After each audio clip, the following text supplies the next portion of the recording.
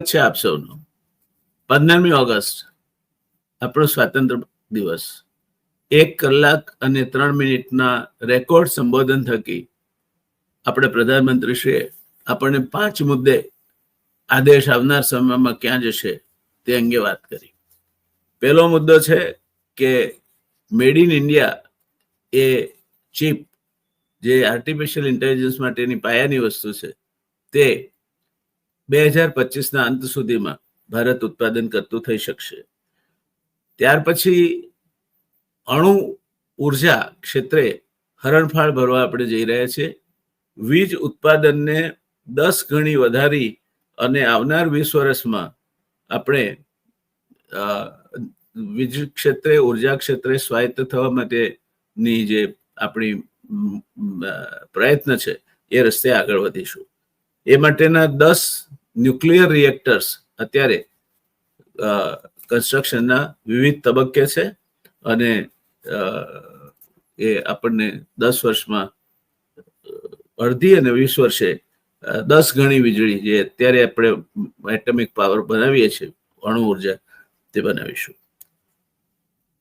આનંદના સમાચાર એ છે કે અત્યારે જીએસટી એ મોટા ભાગનો લગભગ જીએસટી ભરનાર 52% વર્ગ એ ગરીબ વર્ગ છે અને ધનિક વર્ગ જે ટોચના ધનિકો છે એમાંને માત્ર 3% જીએસટી ભરે છે.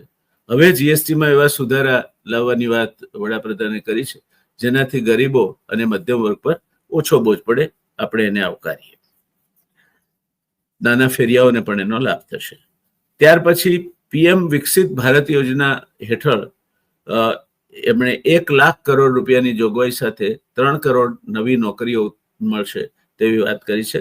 જોકે એનો અનુભવ ભૂતકાળનો આપણો સારો નથી. હજુ અગાઉ 2 કરોડ નોકરી માટેની જાહેરાત કરી હતી, એ હવામાં લટકે છે. ત્યાર પછી આપણા જે ડેમોગ્રાફિક મિશન છે તેને એકદમ અપ ટુ ડેટ કરવામાં આવશે જેથી કોઈ ઘૂસણખોરો આ દેશમાં આવીને પોતાના અડ્ડા ન જમાવે, ઘૂસણખોરીને અટકાય. અને છેલ્લે સુદર્શન ચક્ર યોજના જે આપણને અવકાશી સુરક્ષા આપશે, જે ઇઝરાયલમાં આયરન ડોમ છે તેના જેવી, તે અંગેની વાત કરી છે. આ 5 મુદ્દે આપણે આવનાર સમયમાં આ દેશને સુરક્ષિત, ઉર્જા ક્ષેત્રે સ્વાયત્ત, નોકરીઓના ક્ષેત્રે 3 કરોડ નવી નોકરીઓ અને અણુ ઉર્જાના ક્ષેત્રે આવનાર 20 વર્ષમાં 10 ગણો વધારો કરનાર દેશ તરીકે અને જીએસટીમાં વ્યાપક સુધારા રૂપે જોઈશું. ધન્યવાદ. જય હિન્દ.